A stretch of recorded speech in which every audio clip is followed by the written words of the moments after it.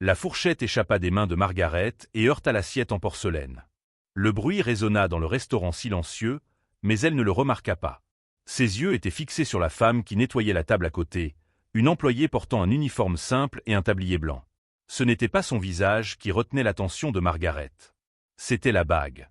Cette bague en argent avec un petit saphir bleu au centre, délicate et unique, brillant sur la main droite de la femme pendant qu'elle ramassait les assiettes sales. Margaret sentit sa poitrine se serrer. 22 ans. 22 ans depuis la dernière fois qu'elle avait vu cette bague. 22 ans depuis que sa fille, Amanda, avait disparu sans laisser de traces. La bague avait été un cadeau du grand-père d'Amanda, faite sur mesure par un joaillier à Boston. Il n'en existait aucune autre pareille dans le monde entier. Elle se leva de sa chaise si rapidement qu'elle renversa son verre de vin. Le liquide rouge se répandit sur la nappe blanche, mais Margaret ne se retourna pas. Ses pas étaient fermes, presque violents, tandis qu'elle marchait en direction de l'employé. Son cœur battait si fort qu'elle pouvait entendre son propre sang pulser dans ses oreilles. La femme leva les yeux lorsque Margaret s'arrêta devant elle. Elle devait avoir une quarantaine d'années, le visage fatigué, les mains rêches de quelqu'un qui travaille dur. Ses yeux bruns étaient grands et effrayés face à l'expression de la femme élégante qui la fixait avec intensité. « Où avez-vous obtenu cette bague ?» La voix de Margaret sortit plus forte qu'elle ne l'avait voulu. Les personnes autour cessèrent de parler. Le restaurant entier semblait s'être figé. L'employé regarda sa propre main, confuse. « La bague ? Elle est à moi, madame.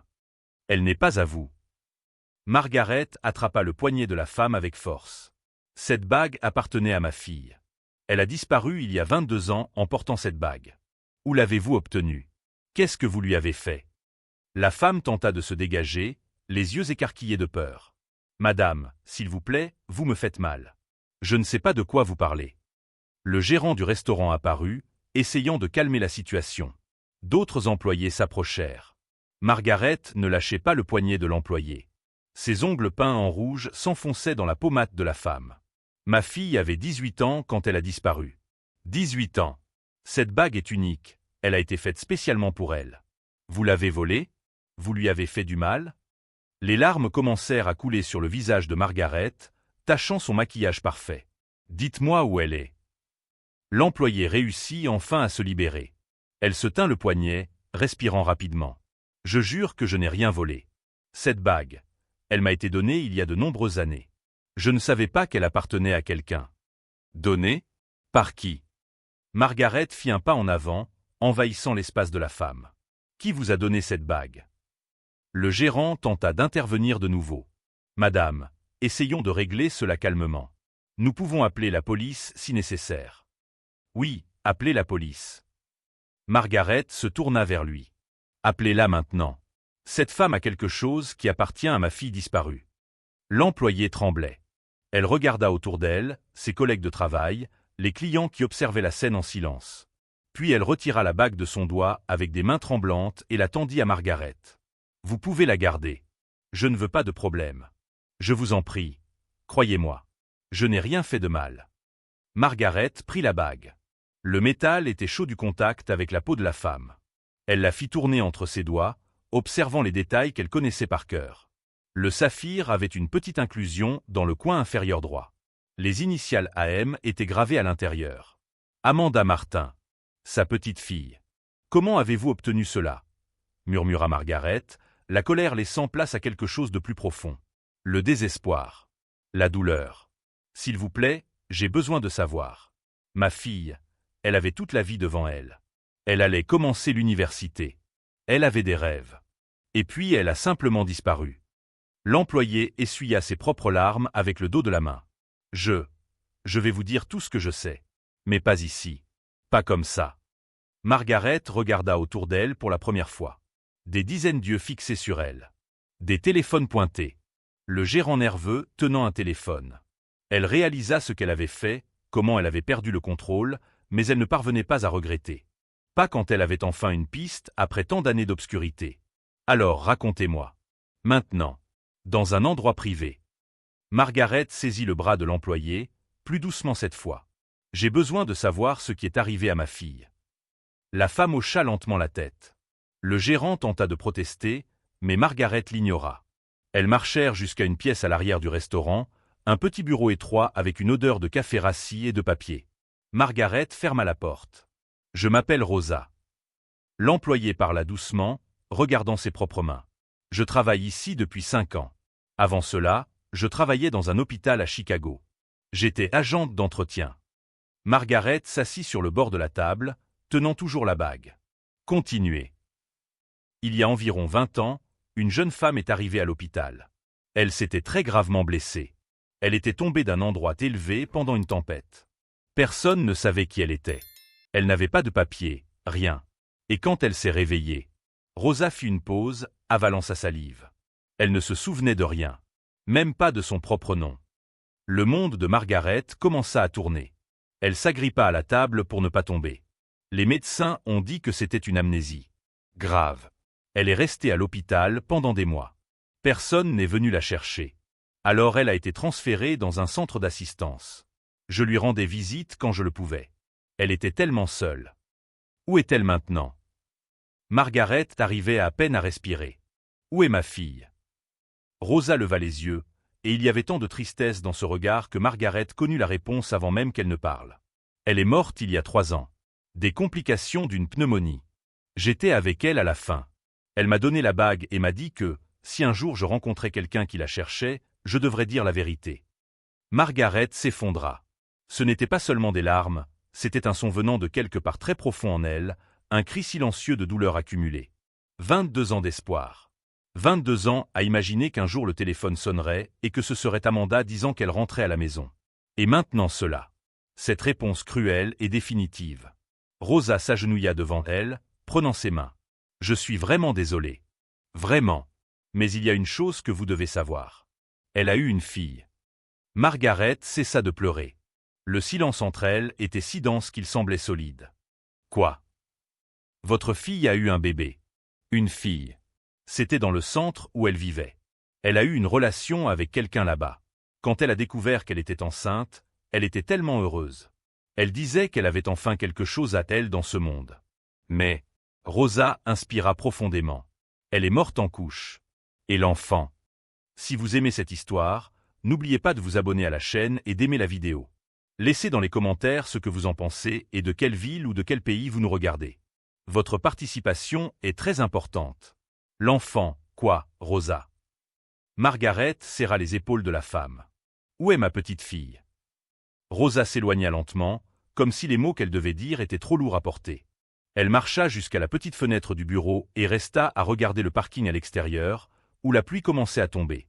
Le bébé est né en bonne santé. Magnifique. Elle avait les yeux verts, tout comme votre fille. Rosa toucha la vitre du bout des doigts. Mais il n'y avait personne pour s'occuper d'elle.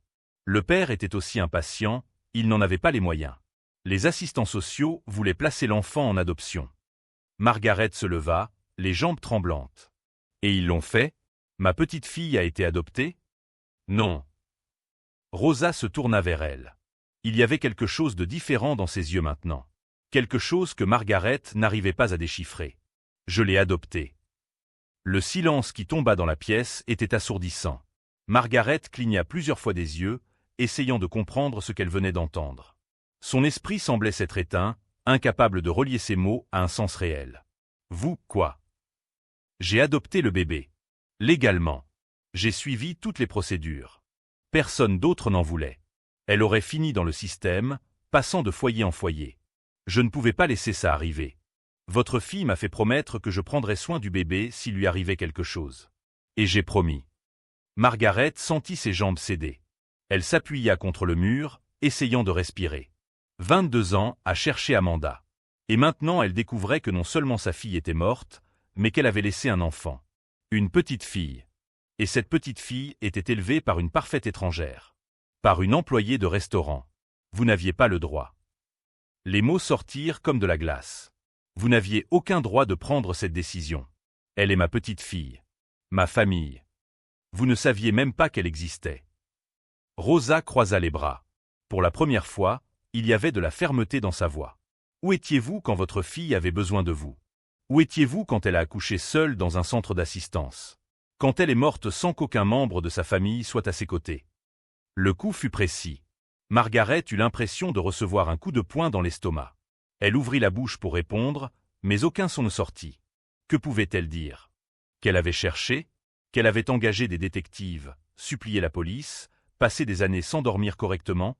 Rien de tout cela ne changeait le fait qu'elle n'avait pas retrouvé Amanda. Qu'elle n'avait pas été là quand elle en avait le plus besoin. Je veux rencontrer ma petite fille. Margaret redressa les épaules, essayant de reprendre un peu de contrôle. Maintenant.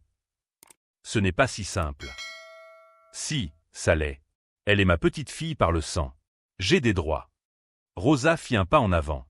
Elle était plus petite que Margaret, plus simple, mais à cet instant elle semblait plus grande. Elle a 19 ans. Ce n'est pas une enfant. Et elle ne sait rien de vous. Comment le saurait-elle? Vous le lui avez caché. Je n'ai rien caché. La voix de Rosa s'éleva pour la première fois. J'ai dit la vérité. Que sa mère avait une amnésie, qu'elle ne connaissait pas sa propre famille. Qu'elle est morte en essayant de donner la vie. Je lui ai donné de l'amour, un foyer, tout ce que je pouvais. Vous pouvez me juger autant que vous voulez, mais j'étais là. J'ai séché ses larmes. Je lui ai appris à lire. J'ai travaillé 2 postes pour payer l'école. Où étiez-vous? Margaret sentit les larmes revenir, mais cette fois elles étaient différentes. Ce n'était pas seulement de la douleur. C'était de la honte. De la colère. De la confusion. Comment quelqu'un osait-il remettre en question ses droits sur sa propre petite fille? Mais en même temps, ce que Rosa disait était vrai. Elle n'avait pas été là. Pas par choix, mais le résultat était le même. J'ai besoin de la voir. Margaret essuya son visage du revers de la main. S'il vous plaît. J'ai perdu ma fille.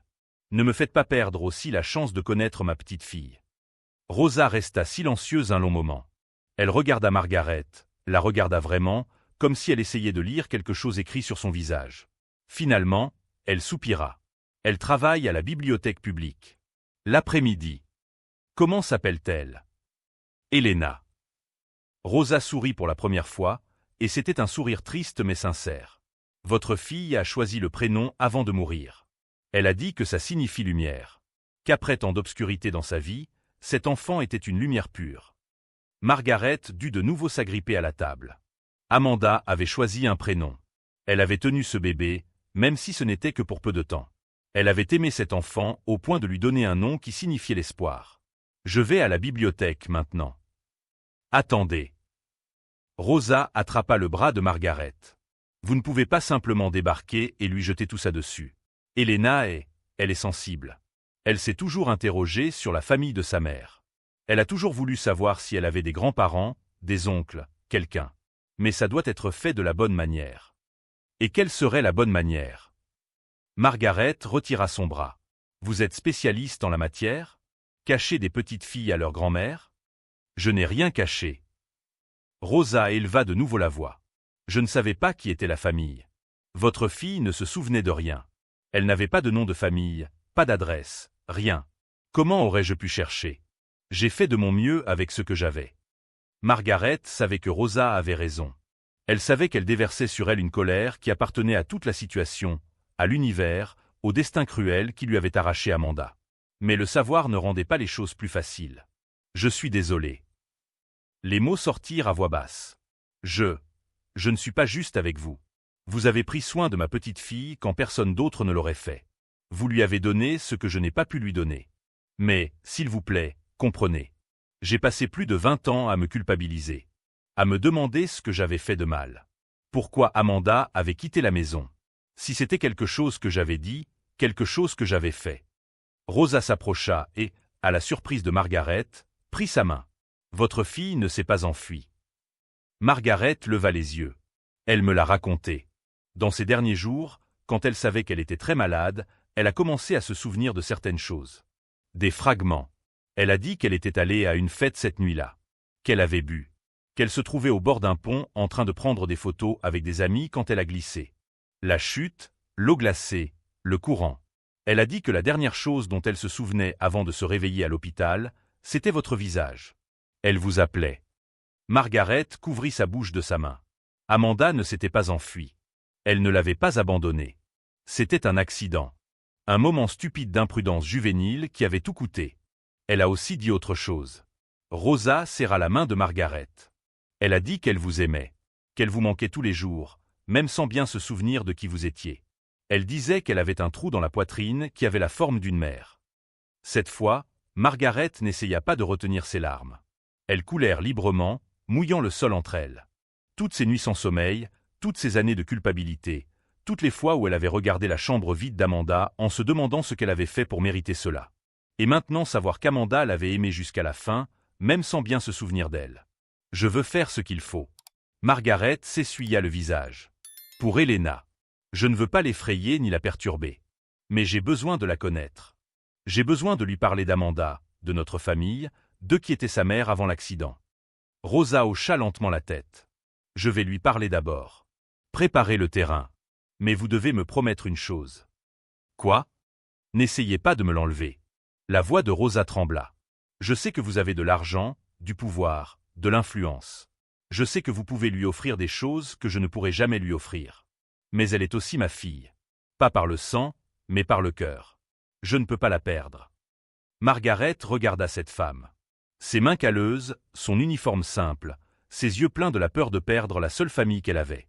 Et pour la première fois depuis qu'elle avait vu la bague, Margaret vit vraiment Rosa. Non pas comme une voleuse ou une étrangère, mais comme quelqu'un qui avait aimé Amanda autant qu'elle. Quelqu'un qui avait tout donné pour Helena. Je ne vous l'enlèverai pas, Margaret prit les deux mains de Rosa. Je vous le promets.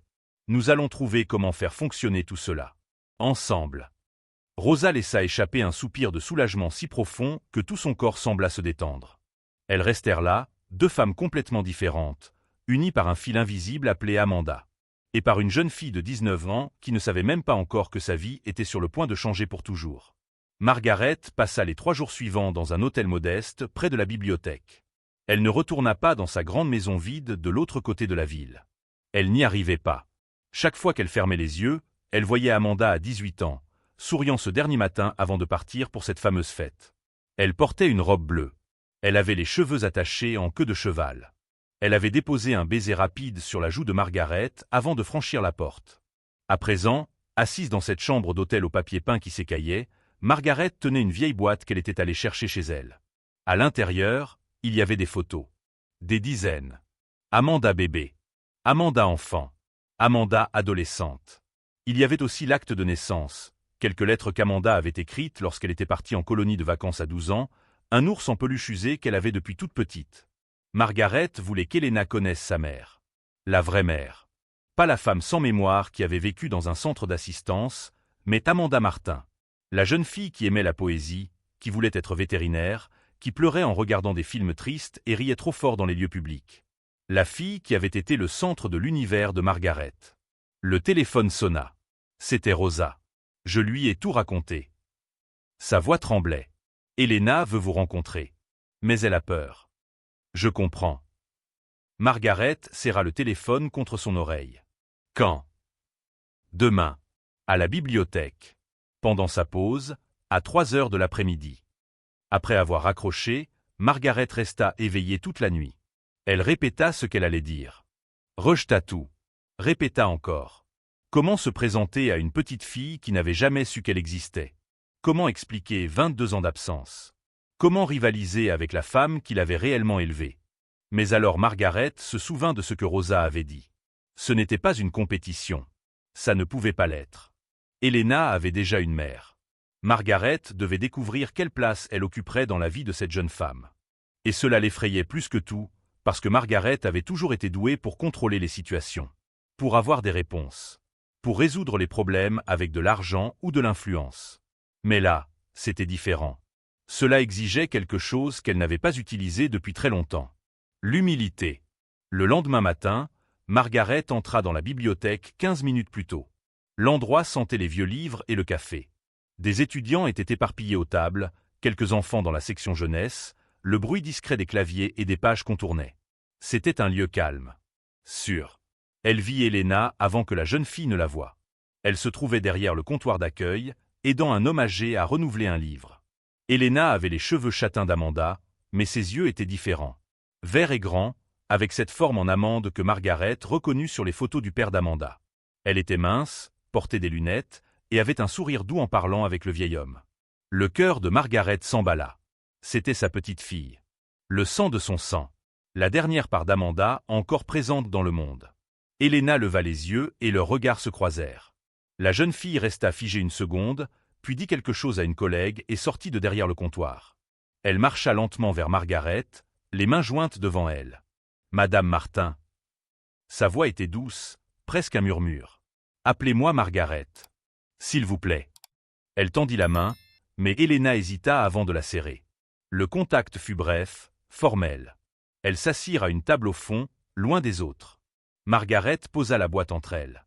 Helena regardait la boîte comme si elle était dangereuse. « Rosa m'a tout raconté. » Helena ajusta ses lunettes, un geste nerveux. « À propos de ma mère. De l'accident. De vous. Je ne sais pas quoi dire. » « Tu n'as rien à dire. » Margaret ouvrit la boîte avec précaution. « Je voulais juste que tu la connaisses. La vraie Amanda. » Elle sortit la première photo. Amanda a 5 ans, déguisée en princesse pour Halloween. Helena prit la photo avec des doigts tremblants. Ses yeux se remplirent de larmes. « Elle me ressemble. Tu as les yeux de ton grand-père. Mais le reste, c'est tout elle. » Margaret montra une autre photo. Amanda à la remise des diplômes du lycée. Elle était têtue. Trop intelligente pour son propre bien parfois. Elle aimait les animaux, voulait sauver tous les chiens errants qu'elle voyait. Helena rit à travers ses larmes. Moi aussi. Rosa dit toujours que notre maison ressemble à un refuge. Elles passèrent presque 1 heure à regarder les photos. Margaret racontait des histoires, et Helena absorbait chaque mot comme de l'eau dans le désert. Elle voulait tout savoir. Comment Amanda était à l'école, quelle musique elle aimait, quelle nourriture elle détestait, si elle avait peur du noir. Elle avait peur des orages. Margaret toucha une photo d'Amanda à 10 ans. Ironique, n'est-ce pas? C'est un orage qui l'a emportée. Rosa a dit que ma mère m'a donné un prénom avant de mourir. Helena. Lumière. La jeune fille s'essuya les yeux. Vous pensez qu'elle aurait aimé la personne que je suis devenue? Margaret prit la main d'Helena pour la première fois. La jeune fille ne la retira pas. Elle t'aurait aimé. J'en suis absolument certaine. Helena regarda la boîte, les photos éparpillées. Pourquoi vous me montrez tout ça? Rosa a dit que vous êtes riche, que vous avez une immense maison, que vous pouvez me donner des choses qu'elle n'a jamais pu m'offrir. Vous essayez de me prendre à elle? Non. Margaret serra la main de la jeune fille. J'ai promis à Rosa que je ne le ferai pas. Et je ne reviens pas sur ma parole. Mais je veux faire partie de ta vie, si tu me le permets. Je veux te parler d'Amanda, de notre famille, de tes origines. Pas pour remplacer Rosa, mais pour compléter. Et si je ne veux pas? Helena retira sa main. Il y avait de la peur dans ses yeux, mais aussi du défi. Et s'il est trop tard? Vous n'étiez pas là quand je suis né. Vous n'étiez pas là quand j'ai appris à marcher, à lire, quand j'ai eu mon premier jour d'école. Rosa, elle, était là. Pour tout. Je sais. Margaret ressentit la douleur de ces mots, mais elle les méritait. Et je ne pourrai jamais rattraper ce temps. Mais je peux être là maintenant. Si tu me laisses. Helena resta silencieuse longtemps. Elle regarda de nouveau les photos, prit celle d'Amanda souriant sur la plage, le vent ébouriffant ses cheveux. J'ai toujours senti qu'il manquait quelque chose. Helena traça le contour du visage d'Amanda sur la photo. Rosa m'a tout donné. L'amour, un foyer, la sécurité. Mais il y avait un vide. Je ne savais pas ce que c'était, mais il était là. Quand elle m'a parlé de vous, de la famille que j'avais et que je ne connaissais pas, c'était comme si quelqu'un avait allumé une lumière dans une pièce sombre. J'ai ressenti la même chose quand j'ai vu la bague. Margaret toucha la poche où elle gardait la bague en saphir. Après tant de temps dans l'obscurité, soudain il y avait de la lumière. Helena sourit pour la première fois, un sourire sincère qui illumina tout son visage. Margaret vit Amanda dans ce sourire, et son cœur se remplit de quelque chose qu'elle n'avait pas ressenti depuis 22 ans. De l'espoir. Je veux mieux vous connaître. Helena rassembla les photos avec soin. Mais lentement. Sans pression. Et Rosa doit faire partie de tout ça. Elle est ma mère. Elle le sera toujours. Je ne veux pas prendre sa place. Margaret prit une autre photo, celle d'Amanda avec sa propre mère, l'arrière-grand-mère d'Helena, morte des années auparavant. Je veux juste avoir une place. Celle que tu voudras bien me donner. Elles convinrent de se revoir la semaine suivante. Dîner, toutes les trois. Rosa, Margaret et Helena. Une famille étrange et rafistolée, mais une famille malgré tout. Quand Helena retourna à son travail, Margaret resta assise, la boîte sur les genoux. Elle prit la bague et la tint face à la lumière. Le saphir brillait, et pour la première fois depuis des décennies, Margaret sentit qu'Amanda était encore là. Pas physiquement, mais en Elena. Dans les histoires. Dans les souvenirs. Dans la seconde chance que le destin, cruel et généreux, avait décidé d'offrir. Margaret se leva et se dirigea vers la sortie. Avant de partir, elle se retourna. Elena aidait un enfant à choisir un livre, souriant de cette manière qui était tout Amanda. Et Margaret sut, avec une certitude absolue, qu'elle ferait tout correctement cette fois-ci. Elle n'essaierait pas de contrôler. Elle n'essaierait pas d'acheter l'amour. Elle serait simplement présente. Elle serait la grand-mère qu'Elena méritait, de la façon dont Elena en aurait besoin. C'était tout ce qu'elle pouvait faire. Et, pour la première fois depuis très longtemps, c'était suffisant. 3 mois plus tard, Margaret se trouvait dans la cuisine de la maison de Rosa, en train de préparer le dîner de Thanksgiving. La maison était petite, étroite, avec des meubles anciens et des murs qui avaient besoin d'être repeints. Mais elle était pleine de vie. Pleine de photos d'Elena à toutes les étapes de sa vie. Pleine d'amour. Margaret avait appris à préparer la dinde comme Rosa le faisait. Pas de chef particulier ni de dîner dans des restaurants chers. Là, dans cette cuisine minuscule, avec Rosa donnant des instructions et Elena riant de ses tentatives maladroites, Margaret avait trouvé quelque chose que l'argent n'avait jamais pu acheter. L'appartenance. Le téléphone de Margaret sonna. C'était son avocat. Elle répondit en s'éloignant un peu. « Madame Martin, je dois vous parler d'une affaire délicate. »« Vous pouvez parler, Robert. Nous avons mené l'enquête que vous avez demandée. À propos de l'accident de votre fille. Et nous avons trouvé quelque chose de perturbant. » Margaret sentit son estomac se nouer. « Qu'avez-vous trouvé ?» Amanda n'était pas seule sur le pont cette nuit-là. Il y avait 4 autres personnes avec elle. Des étudiants de la même école. Et selon des témoins que nous avons réussi à localiser, ce n'était pas un accident. Le sol sembla disparaître sous les pieds de Margaret. Comment ça, ce n'était pas un accident? Il y avait une fille dans le groupe. Jennifer Patterson. Elle et Amanda avaient une rivalité. De la jalousie à cause d'un garçon. Des témoins disent que Jennifer a poussé Amanda. Ensuite, elle a convaincu les autres de ne rien dire. Ils ont dit que c'était un accident, qu'Amanda était ivre et avait glissé. La police n'a jamais enquêté en profondeur parce qu'il n'y avait pas de corps, pas de preuves. Margaret s'agrippa au plan de travail de la cuisine. Rosa et Elena étaient dans le salon, riant de quelque chose à la télévision. Elle ne savait pas. Elle n'avait aucune idée de la bombe qui était sur le point d'exploser. Où est cette Jennifer maintenant? Mariée. 2 enfants. Elle habite à 3 rues de chez vous. Elle s'appelle désormais Davison. Vie parfaite. Elle n'a jamais payé pour ce qu'elle a fait. Margaret raccrocha le téléphone, les mains tremblantes. 22 ans. 22 ans que cette femme avait vécu librement, heureuse, pendant qu'Amanda dépérissait dans un hôpital sans nom, sans mémoire, sans famille. Pendant que Margaret pleurait chaque nuit. Pendant qu'Elena grandissait sans mère. Margaret, tout va bien? Rosa apparut à la porte de la cuisine. Oui, juste le travail. Mais rien n'allait. Cette nuit-là, après la fin du dîner et qu'Elena fut montée dans sa chambre, Margaret resta éveillée sur le canapé du salon. Rosa avait insisté pour qu'elle dorme là au lieu de rentrer tard chez elle. Mais Margaret n'arrivait pas à dormir. Elle ne pouvait penser qu'à Jennifer Patterson. À la facilité avec laquelle certaines personnes échappaient aux conséquences de leurs actes. Margaret avait du pouvoir. De l'argent. Des relations. Elle pouvait détruire la vie de cette femme avec un simple coup de téléphone. Elle pouvait exposer ce qu'elle avait fait, la poursuivre en justice, s'assurer qu'elle perde tout. Mais alors Margaret regarda autour d'elle. La maison simple de Rosa. Les photos d'Elena souriant sur les murs. La vie qu'elles avaient construite ensemble malgré tout. Et elle se demanda ce qu'Amanda aurait voulu. Ce qu'Elena aurait voulu. Le matin suivant, Margaret appela Rosa et Elena pour parler. Elles s'assirent à la table de la cuisine, du café entre elles. J'ai découvert ce qui est arrivé à Amanda cette nuit-là. Margaret raconta tout. Chaque détail. Chaque mot de l'avocat. Quand elle eut terminé, le silence était lourd. Des larmes coulaient sur le visage d'Elena. Quelqu'un l'a tuée?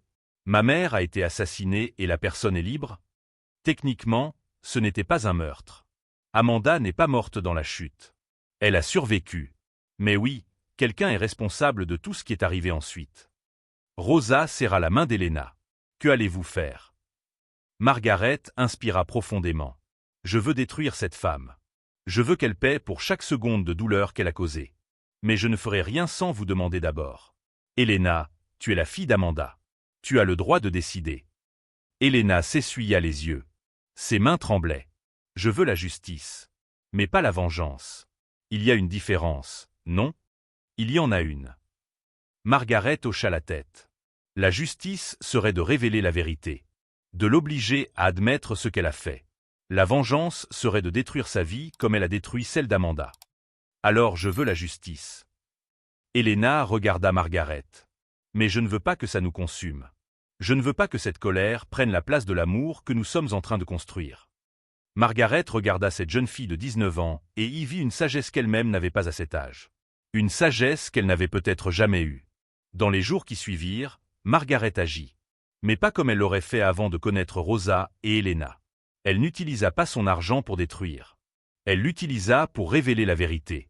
Elle engagea des enquêteurs qui retrouvèrent les 3 autres personnes présentes sur le pont. Des années de culpabilité avaient laissé des traces en eux. L'un accepta de témoigner. Puis un autre. L'histoire commença à se fissurer. Margaret n'alla pas à la presse. Elle ne fit pas de scandale. Elle se rendit directement chez Jennifer Davison. La femme qui ouvrit la porte était belle. Bien habillée. Elle avait la vie qu'Amanda aurait dû avoir. Quand elle vit Margaret, son visage pâlit. « Je sais qui vous êtes. » Jennifer retint la porte. « Que voulez-vous » ? La vérité.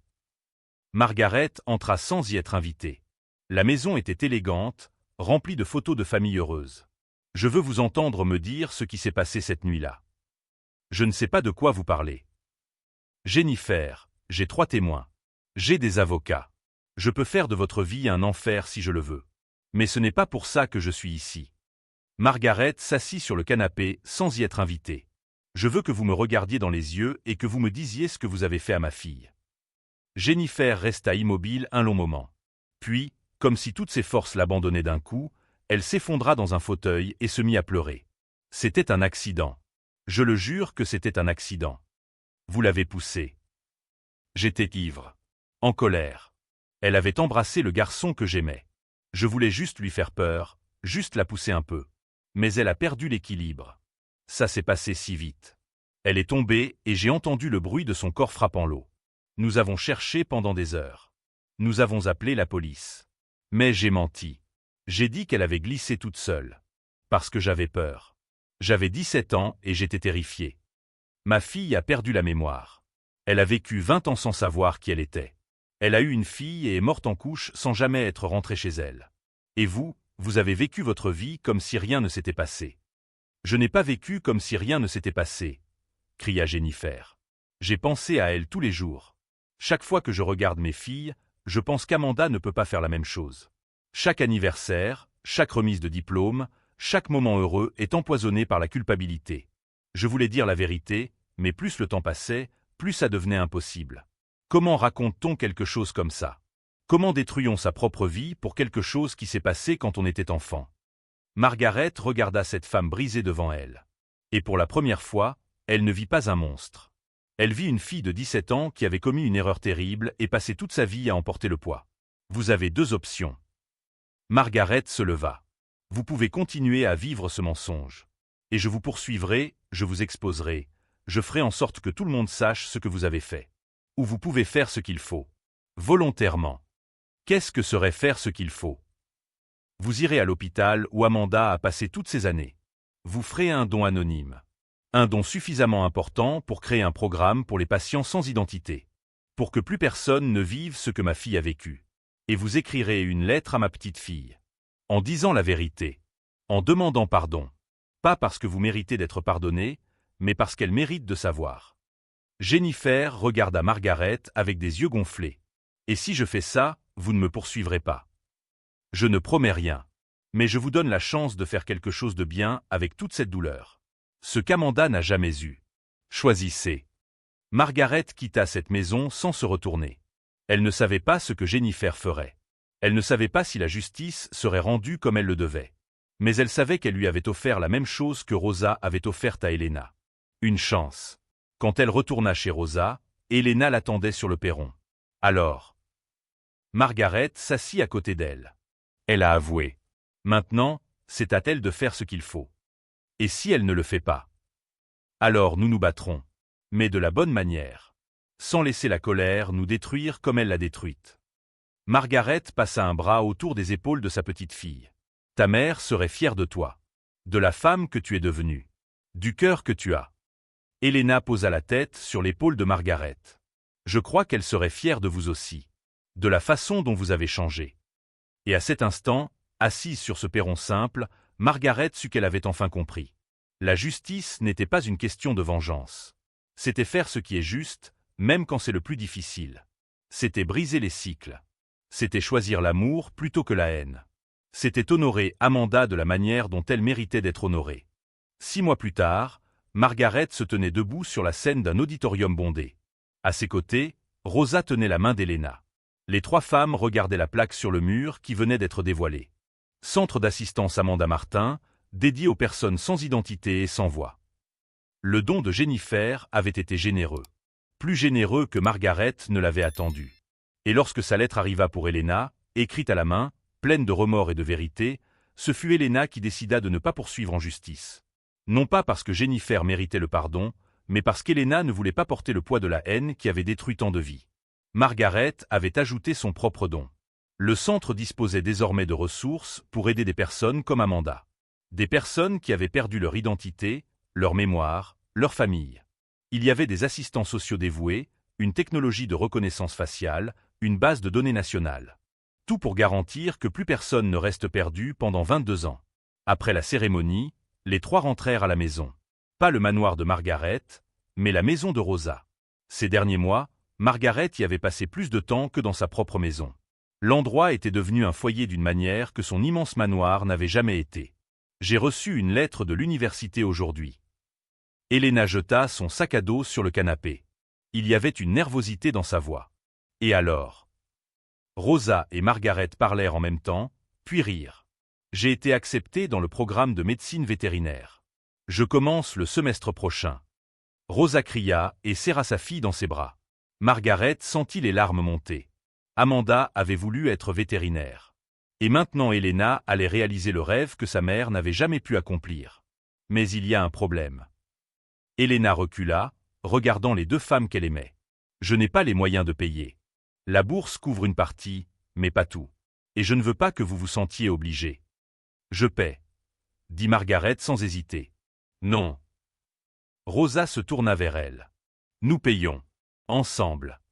Margaret regarda Rosa. Ces derniers mois, elles avaient construit quelque chose d'étrange et de beau.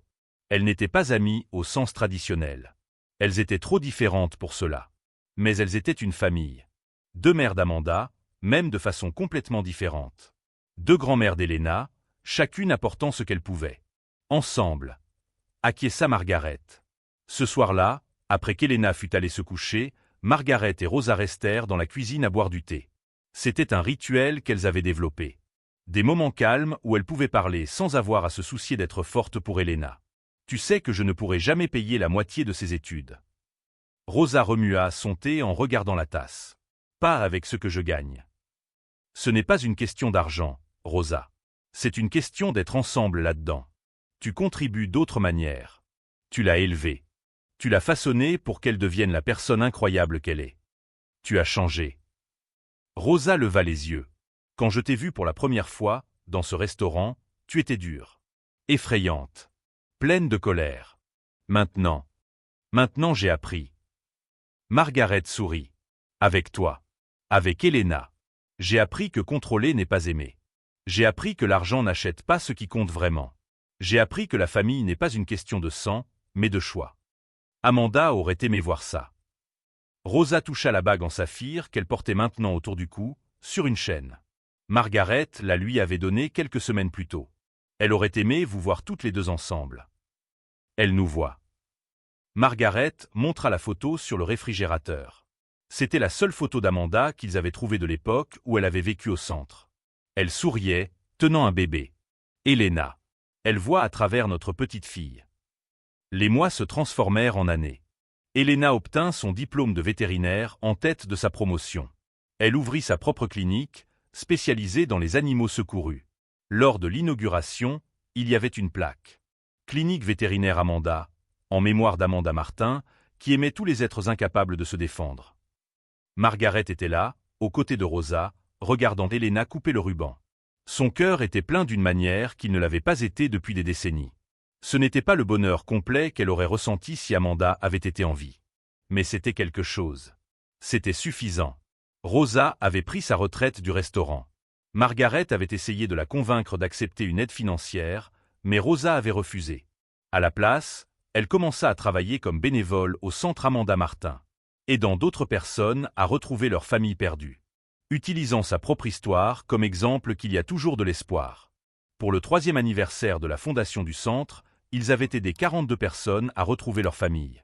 42 Amanda qui ne sont pas restées perdues. 42 Margaret qui n'ont pas passé 22 ans sans réponse. Elena rencontra quelqu'un. Un vétérinaire qui travaillait avec elle.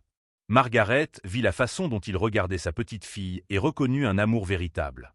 Lorsqu'Elena annonça ses fiançailles, Margaret et Rosa pleurèrent ensemble.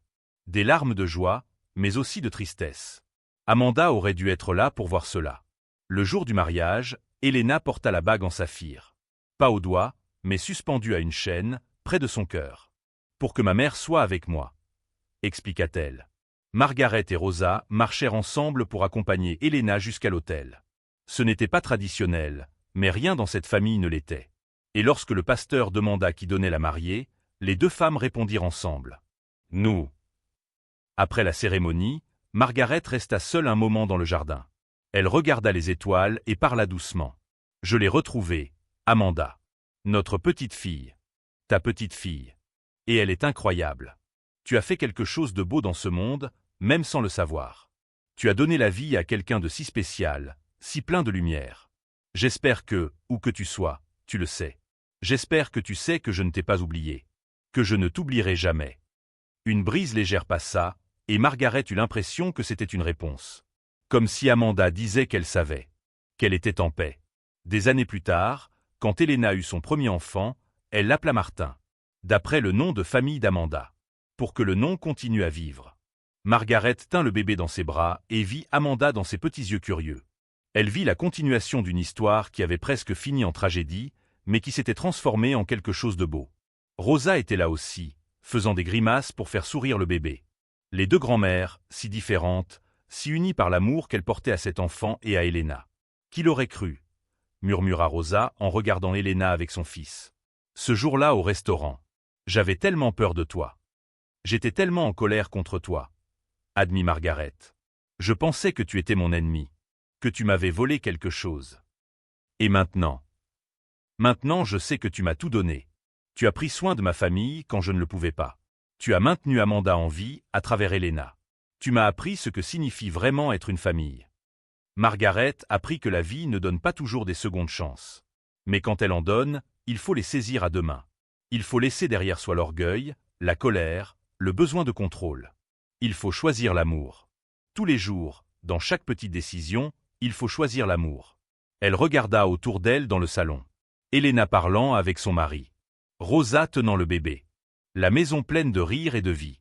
Et elle sut qu'Amanda serait fière. Non pas de l'argent que Margaret avait utilisé pour construire le centre. Non pas des choses matérielles qu'elle avait données à Elena. Mais du changement. De l'humilité. De l'amour. Cette nuit-là, avant de dormir, Margaret ouvrit un tiroir et sortit une vieille boîte. À l'intérieur se trouvait la dernière lettre qu'Amanda lui avait écrite, quelques semaines avant de disparaître. Elle l'avait lue 1000 fois, mais y trouvait toujours quelque chose de nouveau. « Maman, je sais que parfois nous sommes durs l'une avec l'autre. Je sais que tu veux me protéger et que je veux ma liberté. Mais je veux que tu saches que je t'aime. Je t'aimerai toujours. Tu es ma mère. Mon héroïne. Et un jour, quand j'aurai mes propres enfants, j'espère être la moitié de la mère que tu es. » Margaret plia la lettre avec soin et la remit dans la boîte. Amanda avait eu des enfants. Un seul, mais elle en avait eu. Et Margaret avait la chance d'être pour Elena ce qu'elle n'avait pas réussi à être pour Amanda dans les derniers moments. Présente. Ouverte. Aimante sans condition. Si vous avez aimé cette histoire d'amour, de rédemption et de famille, n'oubliez pas de vous abonner à la chaîne et de laisser votre like. Commentez ci-dessous ce que vous en avez pensé et de quelle ville ou de quel pays vous regardez. Votre participation compte beaucoup pour nous. L'histoire de Margaret, Rosa, Elena et Amanda n'était pas celle d'une fin heureuse parfaite. C'était celle de personnes imparfaites faisant de leur mieux. C'était une histoire de pardon, non pas parce que quelqu'un le méritait, mais parce que porter le poids de la haine est trop lourd. C'était une histoire de famille choisie, aussi réelle qu'une famille de sang.